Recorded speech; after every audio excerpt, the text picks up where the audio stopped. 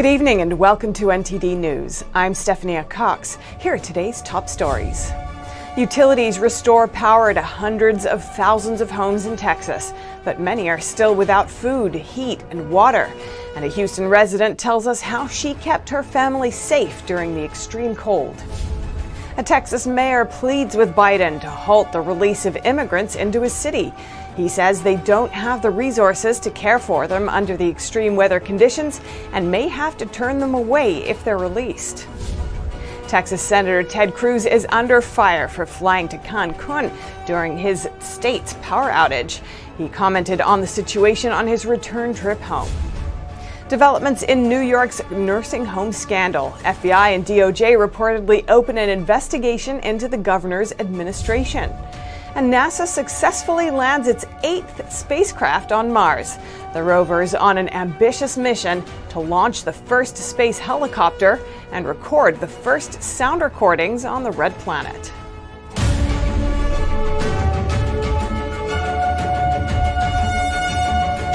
The winter storm that battered the south and center of the U.S. is now in the Northeast. Multiple states under winter storm warnings or weather advisories. The storm is set to dissipate by the weekend. NTD's Don Tran has more from New York. I'm in Manhattan in New York City and it's feeling pretty cold out here. Today's temperatures are ranging from the high 20s to low 30s and it's been snowing since morning. So if you are planning on being outside, it's pretty important that you put on some layers. The Department of Sanitation said that they were prepared for this storm and they did distribute some salt and brine in the streets throughout the city. And judging from what I see around me, they did a pretty good job in doing just that. There's a decent amount of cars and people moving around in the city. Cars are driving along the streets with no problem, but they are moving slightly slower than usual. And people are having no difficulties in moving on the sidewalks and pathways. But the winter storm did cause some setbacks. Alternate side parking has been suspended until Saturday, and even though you are allowed to be outside, the city has advised people to use public transit rather than their own vehicles if they're planning on traveling. There have also been some flights that were canceled in the city. At LaGuardia Airport, they have reported about 100 flights that were canceled. So if you were planning on leaving the city via plane, you got to make sure that you check your airline's flight status before you do so. Now, the New York's governor has directed some state agencies to be prepared for emergency response if things do end up getting worse. Forecasters have said that New York City will be one of the hardest hit areas during this storm, and Manhattan specifically could see up to 10 inches of snow. The National Weather Service put southeast New York, northeast New Jersey, and southern Connecticut under a winter weather advisory. Certain areas in the northeast were placed under a winter storm warning, which means conditions could pose a threat to life or property, and travel will become difficult to impossible. Those areas are south and central New Jersey, Pennsylvania, and Delaware. It's set to last until Friday morning, and up to 6 inches of snow is expected. There will be some areas in the northeast that could see up to a foot of snow. Those places are West Virginia, Massachusetts, and possibly New Hampshire. And further down south, a pretty disruptive ice storm was forecast to move across much of Virginia and parts of North Carolina. Forecasters said this would be a long-duration winter weather event and that the worst of the storm may occur around the afternoon. If there is a power outage, officials say to turn off appliances, keep fridges closed, and not to use generators inside. Today's snowfall is forecast to turn into a mixture of sleet and rain in the evening, but will go back to being snowfall on Friday. Now, there will be remnants of the storm on Saturday, but we will be seeing sunnier and clearer skies on Sunday. Reporting in New York, Don Tran, NTD News. Utility companies in Texas are making progress on restoring power to many homes, but still hundreds of thousands are going without heat for a 4th day in a row. NTD's Kevin Hogan speaks with a resident to find out how she kept her family safe during sub-zero temperatures and with no running water. When it's 14 below zero outside and your home has no power for heating, what do you do to keep your kids and your 76-year-old mother warm? Well, one of NTD's reporters in Texas, Marina Fatina, came up with a resourceful solution using her gas fireplace. This is the fireplace. As you can see, we did not change from Christmas or New Year. And this is the setup. So we have 2 couches, a small couch and a large couch. And that's the insulator from the floors. and it actually reflects lights and holds the heat. And to make this large living room smaller, that's what we did to isolate or insulate the kids, so they can have so we can have them nice and warm during the cold episodes. Fatina lives in a suburb just west of Houston. Officials said about 95% of homes in nearby Harris County have had their power restored. On Wednesday, nearly 1 million homes were without power in that county alone. With no power to heat their home, the pipes burst in one of Fatina's neighbor's house.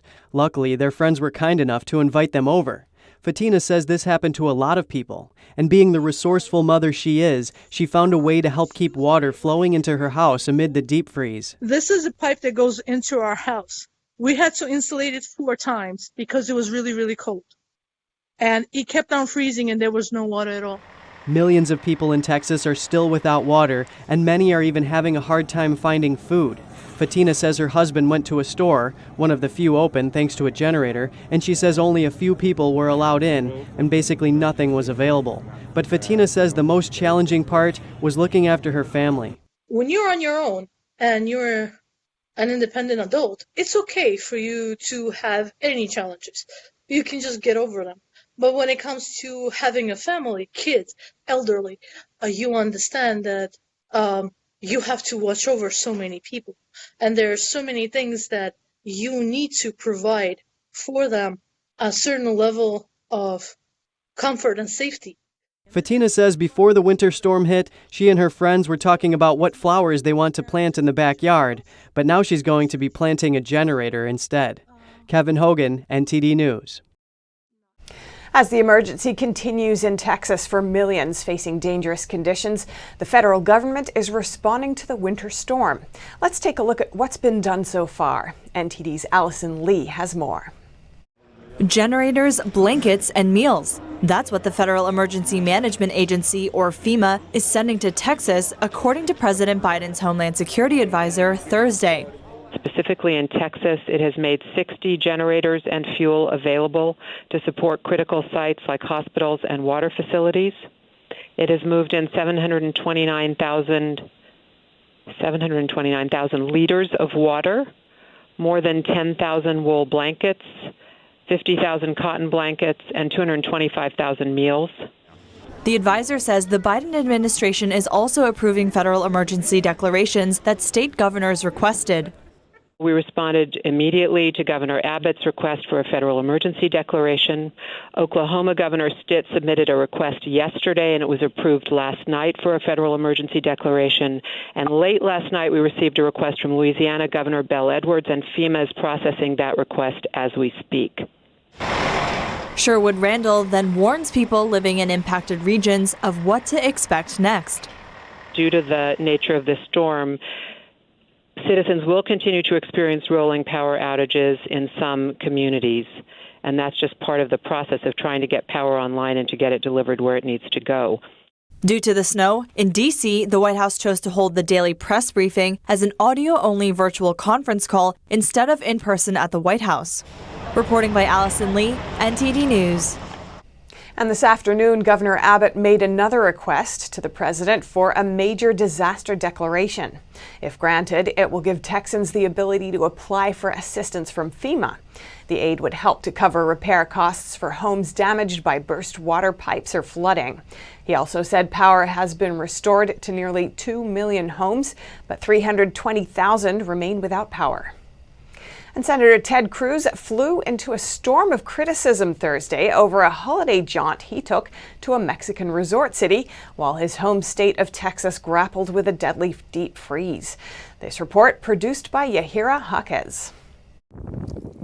As millions of Texans struggled through a deadly deep freeze, U.S. Senator Ted Cruz flew to the Mexican resort city of Cancun with his family. The 50-year-old Republican lawmaker confirmed the trip on Thursday, but cut it short after his travels were reported. Reuters snapped this picture of Cruz leaving Mexico.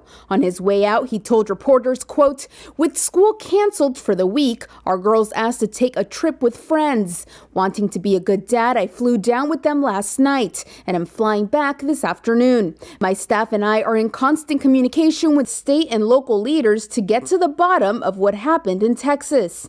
Cruz, viewed as a potential presidential candidate in 2024, faced calls to resign after photos on social media emerged showing him in an airport line, in a passenger lounge, aboard an airliner, and departing an airport in Mexico. The scandal came as millions of Texans remained paralyzed by power and water outages after a winter storm and freezing temperatures hampered efforts to restore full power. So far, nearly 24 deaths have been attributed to the cold snap. Some in Houston found shelter at the Gallery Furniture Store, which had opened its doors as a warming center. Meanwhile, in Austin, a Target saw empty shelves and long lines as shoppers stocked up on food. And a Texas mayor pleas to President Biden, asking him to halt the release of any immigrants into their city because of the extreme weather conditions. The mayor warns that if the immigrants are released, he will have to use an emergency declaration to turn them away. NTD's Melina Weisskopf has the story. And I am pleading and requesting with you to please put a halt to any measures regarding the release of immigrants awaiting court dates into the city of Del Rio and surrounding areas. The mayor's pleading comes as the Department of Homeland Security is set to start on Friday processing hundreds of migrants per day. It's phase one of Biden's plan to process 25,000 migrants who've been returned to Mexico to await their court dates under Trump's Remain in Mexico policy. But with the border state battling this weather catastrophe, the Del Rio mayor says it's the wrong time to move forward with the plan. If you do send these individuals into our community, we will be forced to make a decision to leave them without resources under these dire circumstances. I am asking to please stop. Please make another plan for this federal issue. We do not have a timestamp as to when we'll be getting power again, and we cannot be guaranteed that it will be consistent. We have been outsourcing dialysis treatments for our in-need persons in our community. We have had to relocate the elderly who are in need of power for oxygen tanks. Telling Biden that if he does allow migrants to come, the government should provide the means and supplies necessary to accommodate them safely under the extreme conditions. Mayor Lozano points out that Biden has taken a firm stance on protecting Americans from COVID-19, and he asks for the same urgent consideration for the border cities. Releasing the migrant population without any COVID-19 protection protocols is undermining your commitment to the stance against COVID-19. I cannot mix the migrant population with Del Rio residents that are extremely vulnerable and have been displaced due to the extreme weather that has not improved. Right now, the city's public buildings are being used to house displaced citizens due to the weather and as vaccine sites. He says the city is utterly thin for resources and asks that Biden doesn't forget about the needs of this small border city. Melina Weisskopf, NTD News. A new immigration bill would fast-track citizenship for 11 million undocumented people in the U.S., along with increasing the number of foreign workers here. NTD's Melina Weisskopf breaks down the bill and the possible impacts of it. This new immigration bill offers an expedited path to citizenship for farm workers, DACA recipients, and an 8-year path to citizenship for undocumented immigrants that arrived in the U.S. before January 1st of this year. The bill also aims to increase the per-country cap on family and employment-based immigration. That means more foreign workers will have easier access to U.S. jobs. It doesn't mandate E-Verify, so there's no way to ensure that future workers don't enter the United States illegally. And with the president saying yesterday that he expected that it could be a year or more before we return to life as normal, there's no guarantee that those jobs are going to be available. He says the expected impact will be decreased wages for American workers over time, and of course, increased competition in the workforce. That's especially so for tech jobs, since many migrants on H-1B1 visas have tech jobs here in the U.S., so it'd be a big win for big tech. If I were a cynic, I would say that, this is a giveaway to the big tech companies who are the ones who are the primary consumers of that labor. They want to get those people green cards as quickly as possible, and they want to encourage future, H-1Bs to come to the United States and work for them. And it's not limited to H-1B1 visas. Another part of the bill is to dedicate more funds for technology at the southern border. Technology that would be used to track illegal immigration attempts. This after Biden just diverted funds away from building the border wall. Before they put up the wall there or barriers there were about 2,500 drive-throughs, primarily human smugglers and drug smugglers coming across the border. After they put up the wall, there were two, not 200, not 2,000, two. Despite unlikely odds in the Senate, House Democrats are hopeful of the bill's success. In this Congress, I believe that the House and the Senate can deliver legislation to the president's desk. And ICE today announced new priorities for immigration enforcement and deportation. Effective immediately, ICE agents must get pre-approval from their field office before taking action in certain cases. Namely, when they meet with illegal immigrants who are convicted felons, terrorist suspects, or any immigrant who came to the U.S. after November 1st this year. DHS officials say they don't anticipate fewer arrests under the new guidelines. And former President Trump breaks his media silence Wednesday. He comments on his future plans and has some choice words for his successor. Trump tells Newsmax that President Biden was either mentally gone or lying about not having a vaccine when he came into office. Biden made the unusual comment at a town hall earlier in the week. The president got the vaccine himself before taking office. Trump covers a range of topics in his interview with host Greg Kelly. He criticizes Biden's policies on China, Iran, and the U.S. southern border. He also shares some of his future plans. In the interview, Trump praises his late friend Rush Limbaugh. Kelly wonders if Trump could take over Limbaugh's radio show. Trump says he doesn't want to follow Rush, calling him unique. Trump says he won't go back on Twitter, saying it has become boring. He says he's negotiating with people about coming back to social media, and he can get the word out when he wants to. Kelly presses Trump about whether he will run for president again. Trump replies that he has seen polls and he knows he has tremendous support. He calls his poll numbers through the roof, but says it is too early to decide if he will run in 2024. And that new poll reveals that more Republicans now consider Trump the best president in U.S. history. He beats out Ronald Reagan, Abraham Lincoln, and George Washington to lead the poll. Trump more than triples his results since 2018. The new Economist YouGov survey shows Trump moving from 10 to 36% among Republicans, calling him the best president ever. Reagan now drops to second, going from 36 to 18%. Lincoln and Washington follow third and fourth. In a recent interview, Trump says that he's the only guy who gets impeached and his numbers go up. The poll is the latest data point suggesting Trump remains enormously popular among Republicans. But Democrats don't want President Trump to have any federal projects, buildings, statues, or land named after him. They introduced a bill late last month that would prevent all of this, called the No Glory for Hate Act.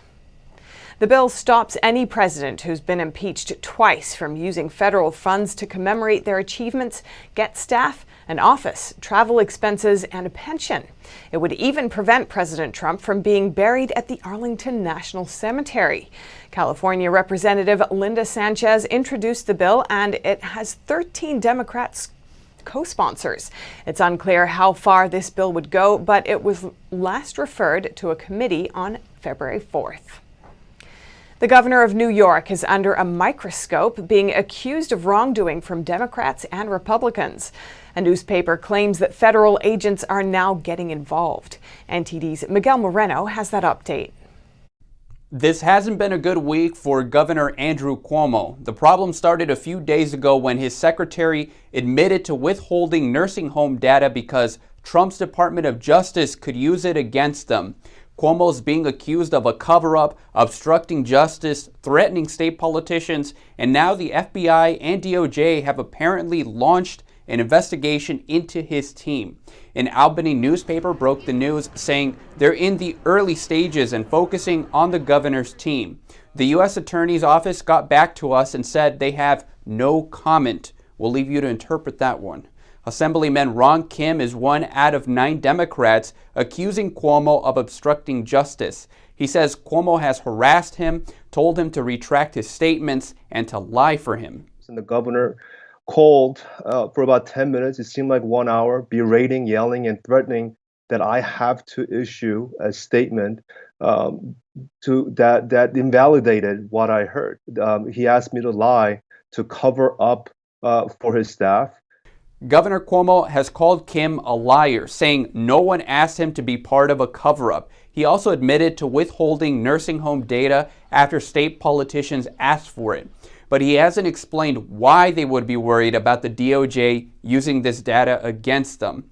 We'll give you more updates as that story develops. So let's move on to a disabled, maskless man in a British supermarket called Morrison's.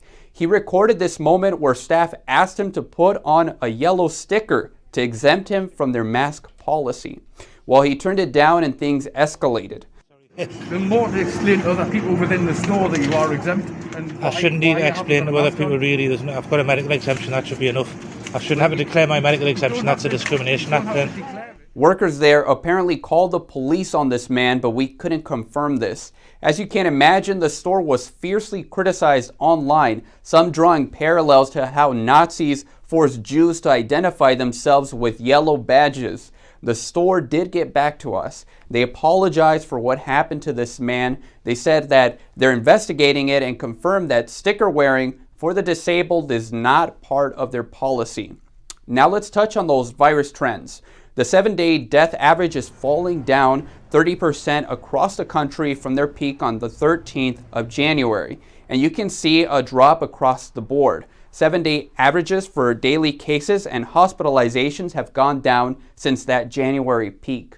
As nice as that data is, the CDC director says the different variants that are spreading in the U.S. could lead to another wave in the spring when people start loosening up. She says her job is to prepare for the worst and hope for the best.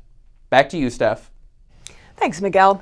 The Pentagon says about 1/3 of U.S. military troops have turned down the vaccine for the CCP virus.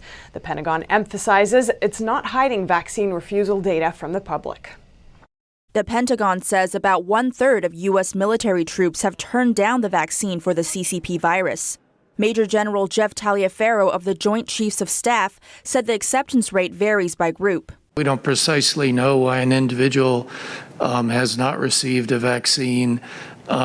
We think it's important that the department continue to communicate to our service members the value of the vaccine, the safety of the vaccine. The head of the National Guard Bureau told the panel the acceptance rate for guardsmen hovers around 2/3 to 70%. That's not far off from the number for the military as a whole. The acting defense secretary for Homeland Defense and Global Security told the panel 359,000 service members have received 1 dose, while 147,000 are fully vaccinated with 2 doses. Congressman Mike Rogers told the panel that he doesn't believe the military should wait the 2 years until the vaccine is fully approved before service members and all of the Department of Defense's workforce gets vaccinated. It's under an emergency use authorization right now. It doesn't achieved final FDA approval, and so there's a real limit legally that we have to make it mandatory for our troops and their families. That's why it's a voluntary basis right now. Kirby also tried to assure reporters that the Pentagon is not withholding vaccination data. Coming up, a Cuban American rejects a call from Seattle council members to support communist Cuba. He says promoting Cuban communism is a way to kill society. And NASA successfully lands another rover on Mars. The rover is on a mission to launch the first helicopter and record the first sound recordings from the Red Planet. Learn more in just a minute.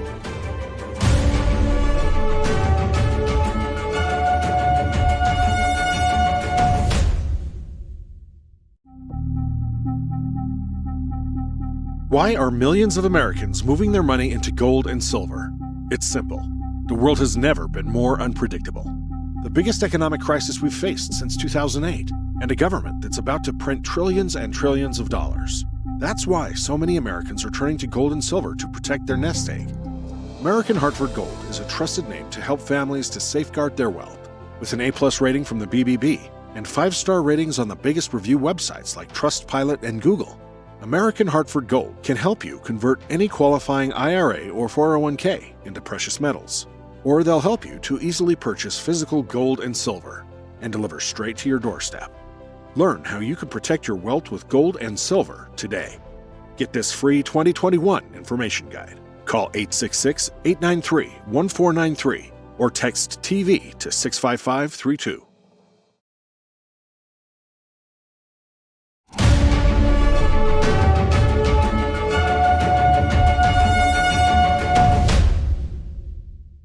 Council members in a major West Coast city have voiced support for communist-ruled Cuba. However, a self-made Cuban immigrant living nearby tells a very different story. NTD's Echo Lu has more. Julio Ortiz is the owner of the Twisted Cuban Cafe and Bar in the city of Woodinville. He is an author, a collector, and an entrepreneur. Now at 46 years old, he spent just over half his life under the Cuban communist regime's rigid control. It obligated me to leave Cuba, to leave the country, to leave my culture, my mom, my dad, my family, and all the idea and expectations and future that I had planned out. What future? There's no future in Cuba, and that's the reason why I left. Ortiz left behind his life in Cuba to pursue his dream in America when he was 24. He was studying to become a doctor, but the communist government decided they didn't need any more and prohibited him from his studies. They don't care about your rights. They don't care about your freedom of speech. They don't care about absolutely nothing. And that's the reason why I got out. They select who they want to go to school or not. Now he owns several businesses in Washington state. He also wrote his own book, Escape from Cuba, to tell both his children and the world his story under a communist regime. Well, my comment on Cuban communism is I compare it to COVID-19. Very simple. So I'll prefer to deal with the COVID-19 virus, even though it's killing a lot of people, but it's killing them fast. The communism kills people slowly. They kill your ideas. They kill your mentality. They kill your rights. Ortiz knows what communism would mean for the United States. Well, I think promoting Cuban communism in this country, not just Seattle, just in this country in general, it is just a way to kill our society. Ortiz's comments come at the same time that 2 Seattle council members have voiced their support for Cuban communism.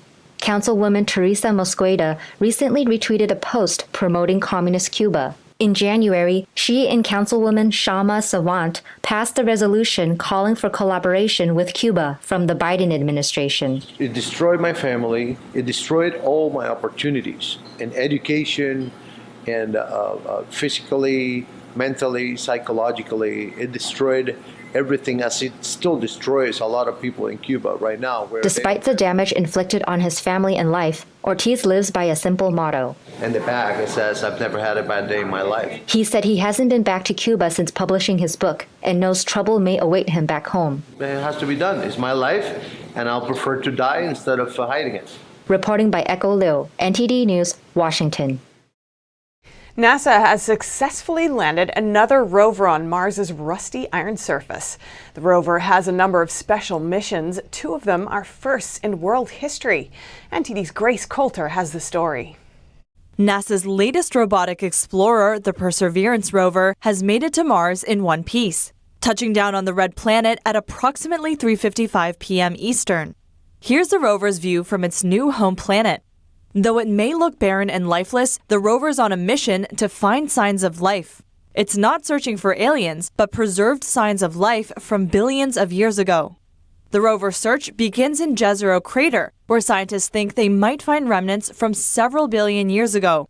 The rover will collect samples that will eventually be returned to Earth by the 2030s. Perseverance also has 2 other key missions, both firsts in world history. It will drop a helicopter on Mars, a process that takes about 10 days. The 4-pound helicopter will have to survive negative 130-degree nights and charge itself using solar panels. Then it will take its first flight, which will last about 20 seconds. Perseverance will also take the first sound recording on the red planet, which means you could soon hear what it sounds like on Mars. Reporting by Grace Coulter, NTD News.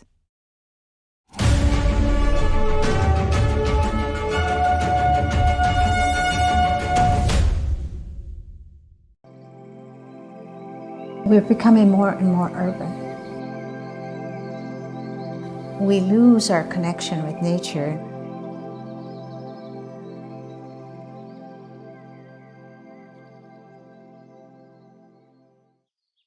This little girl lives in a world of natural beauty, nature all around her. Not everybody has this opportunity. Things are growing all around her, all sort of handmade things. The artist has portrayed a scene that is so comforting and so grounded that we can experience this ourselves. The artist himself has to be absolutely natural. And it's not easy to do because children are hard to paint. Birds are hard to paint. They don't sit still. This is quite an accomplishment, reflecting nature back to us.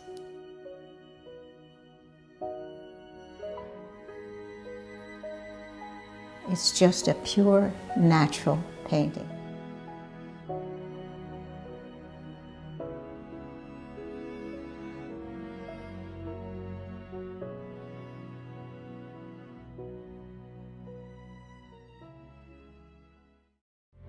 Trends may be fleeting, but values are timeless. We now bring you this new clothing brand with classic design and luxurious comfort. It's our way of sharing hope and inspiration from the world of Shenyun. We bring you Shenyun Dancer. Wear it with honor.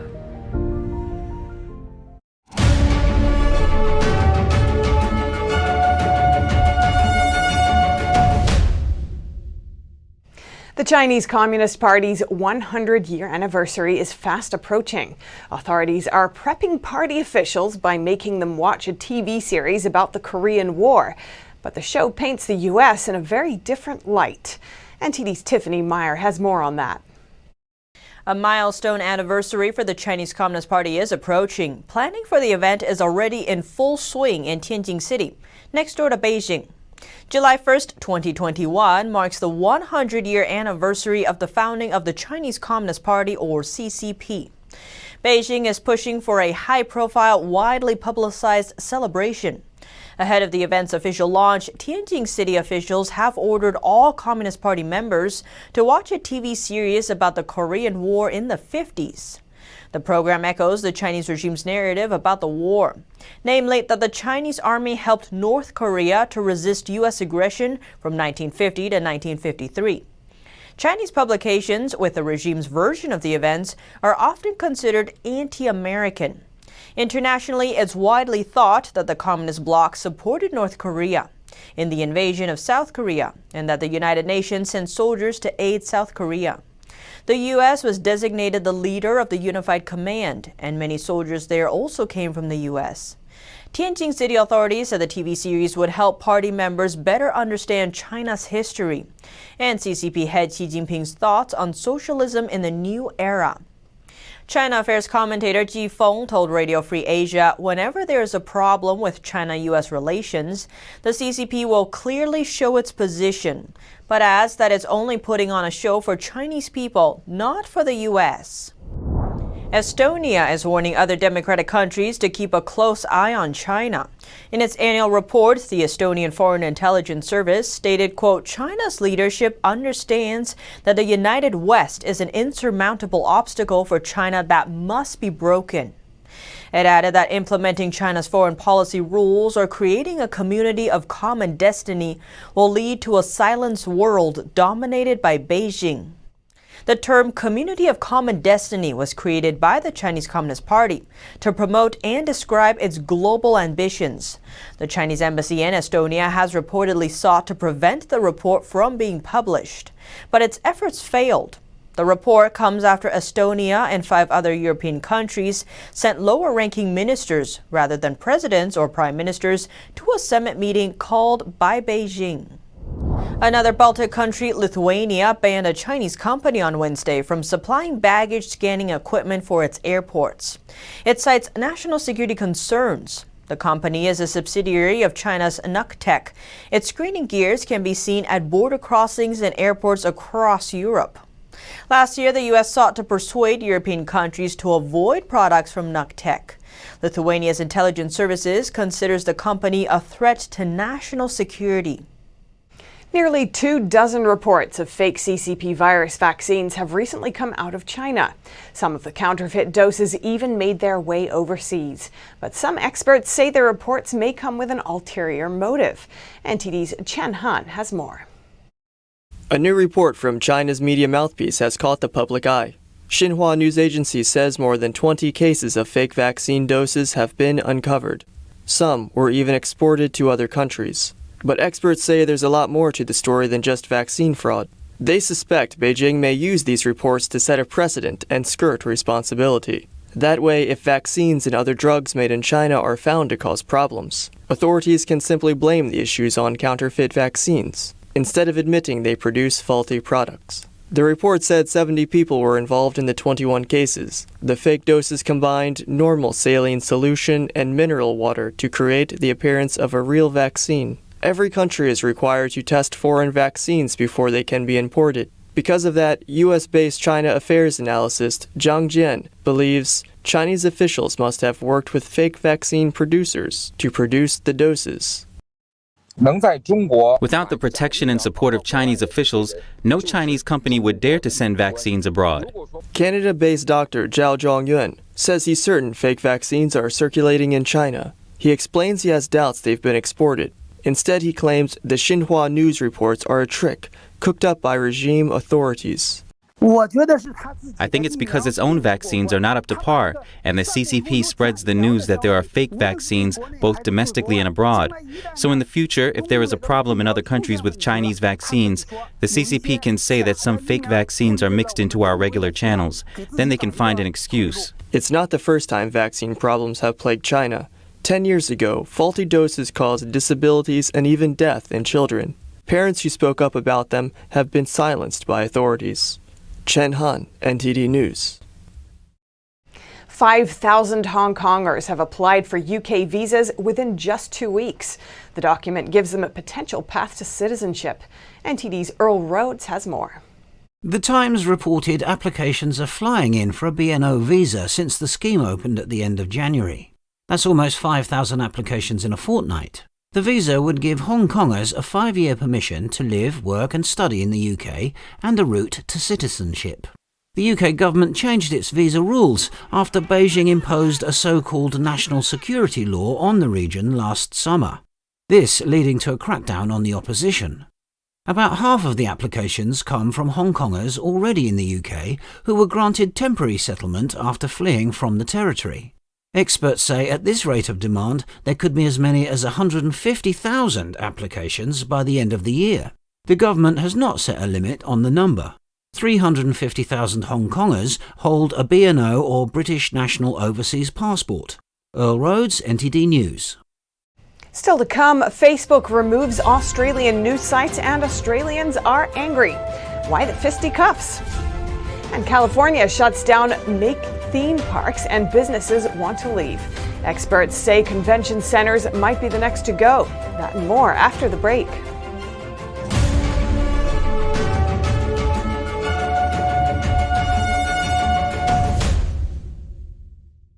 If you're like me, and I think it's actually most of us, then you're getting really fed up with the nonsense going on inside the banking system. I mean, we've worked hard our entire lives to retire comfortably. We just recovered from the crash of 2008, and it seems like it's about to happen all over again. Look at the too-big-to-fail banks. They're only getting bigger as the Fed hands them trillions of dollars daily, while simple folks like you and me, we're only getting the short end of the stick. That's why I'm glad I found this book called The Bank Failure Survival Guide. Give us a call, and we'll send you a free copy with no obligations whatsoever, just one American to another, telling you about some options that you might not have considered. Call 866-239-2619 today for your free copy of the Bank Failure Survival Guide. That's 866-239-2619.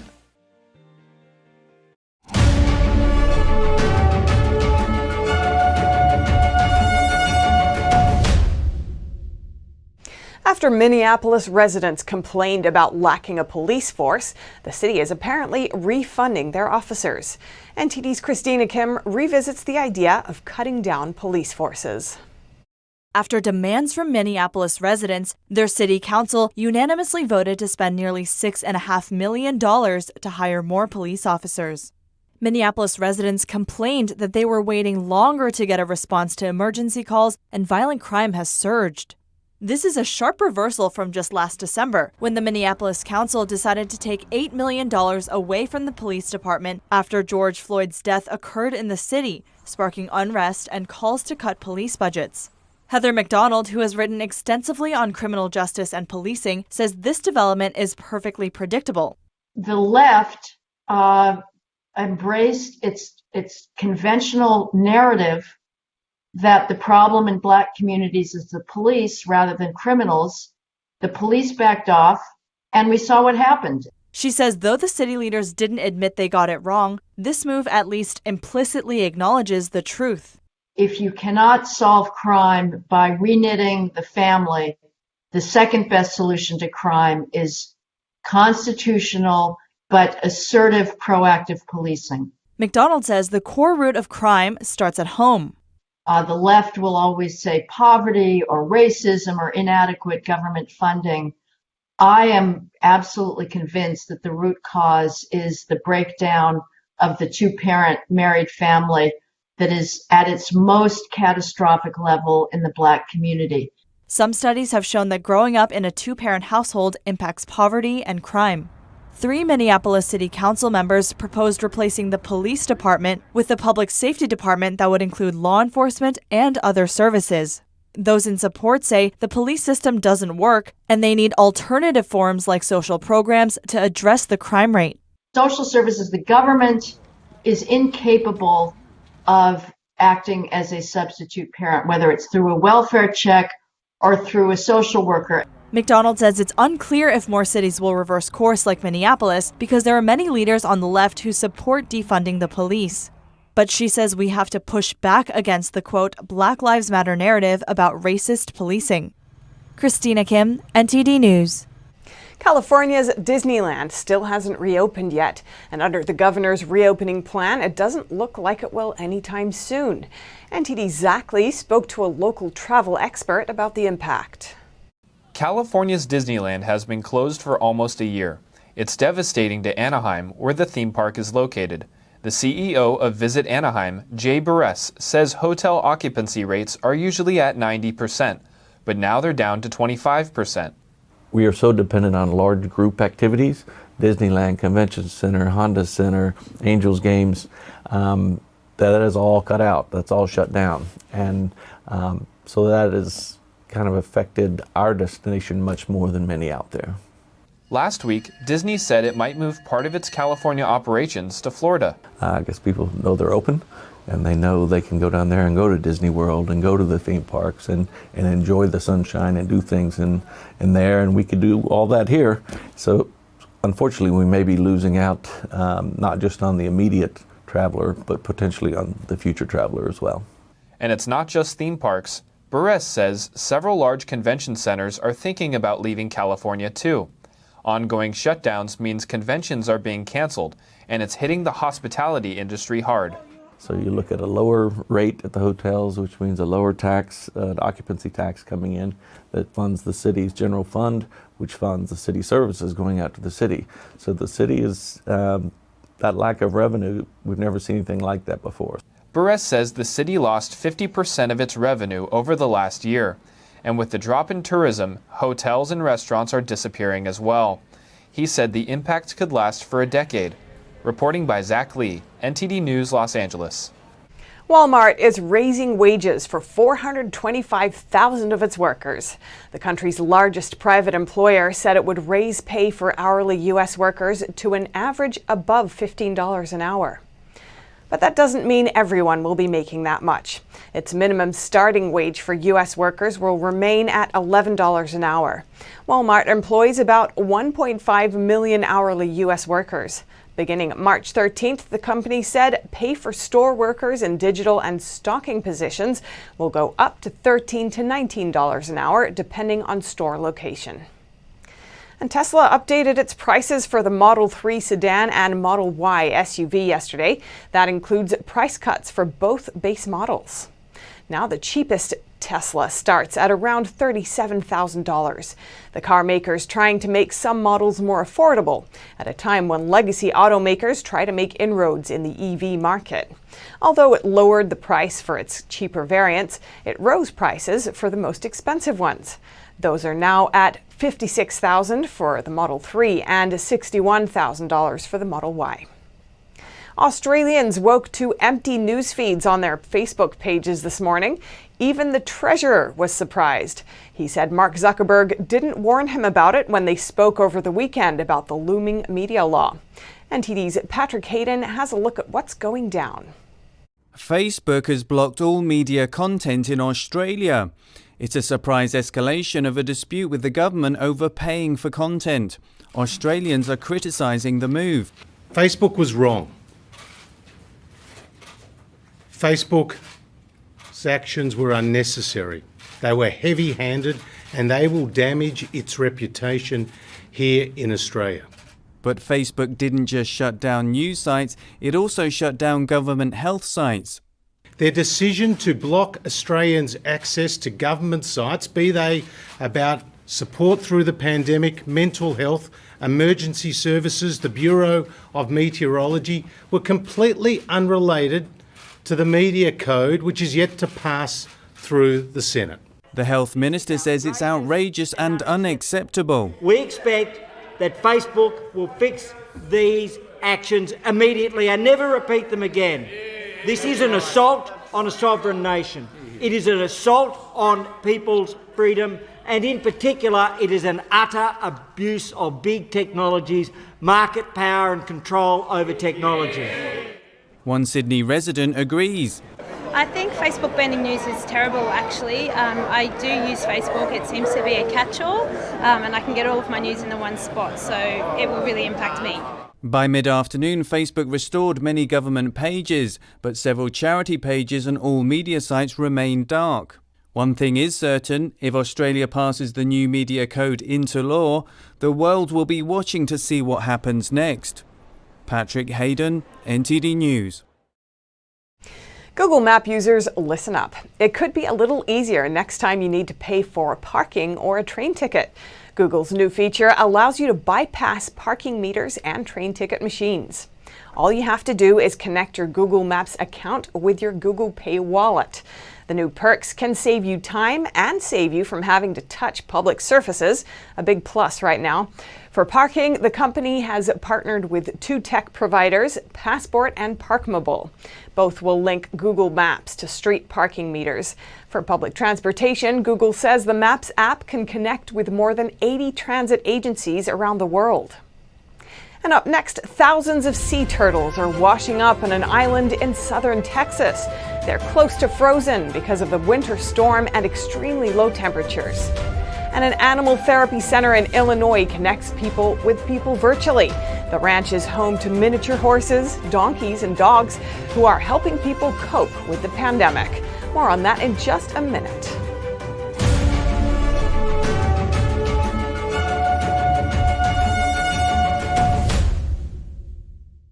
When you look at TV networks in America, a soundbite and fight-it-out culture prevails on news and commentary programs. As a Canadian, I'm fascinated with America, and I wanted to offer American thought leaders an opportunity to share their thoughts in a deep dive format, where we can explore their ideas together.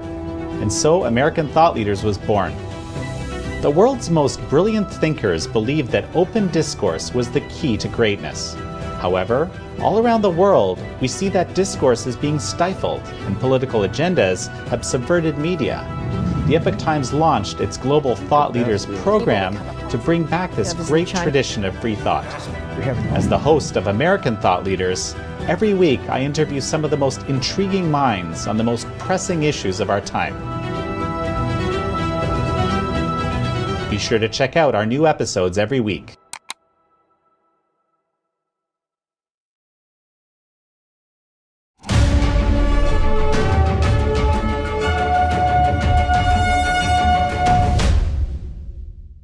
The brutal cold snap that has frozen Texas has not only numbed unprepared people to the bone, thousands of turtles have been caught off guard too.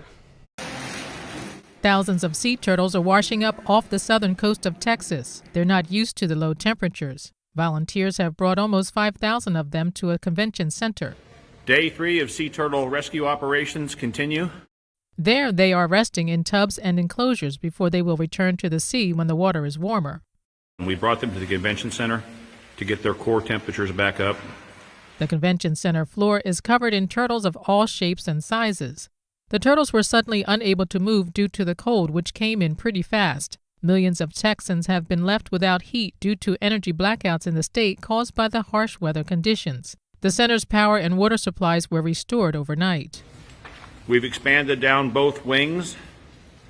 The heat is coming back up in the corridor. The storm is moving away from southern Texas, and temperatures should stay above the freezing point, according to forecasts. An animal therapy center in Illinois finds new ways to connect with the public.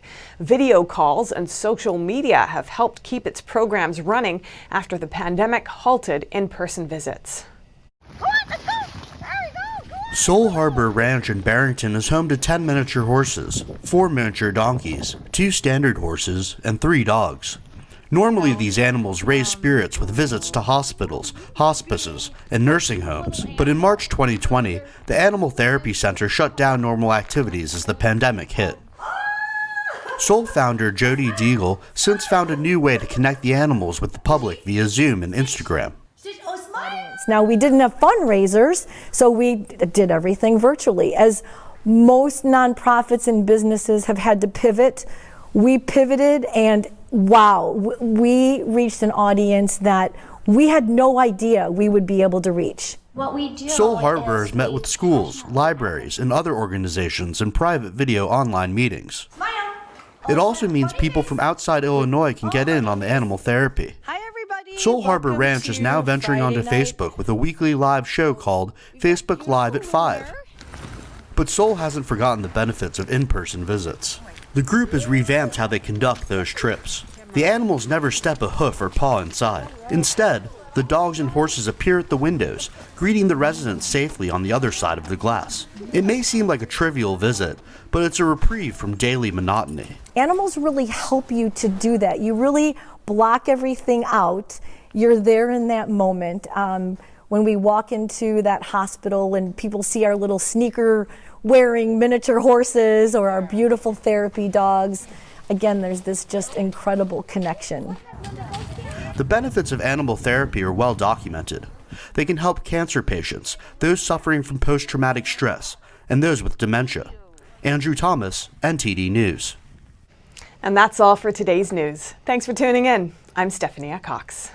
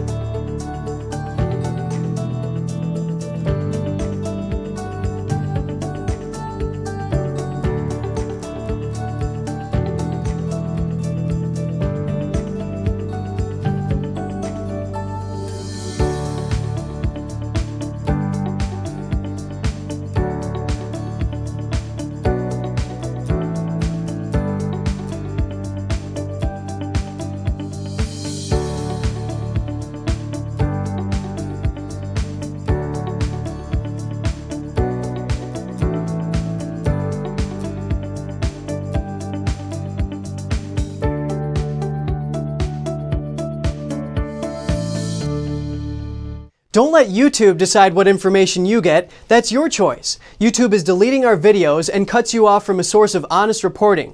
Make sure you don't lose access to NTD's news content, and take a quick moment to subscribe to our newsletter so no matter what happens here, you'll keep your access to a trustworthy news source.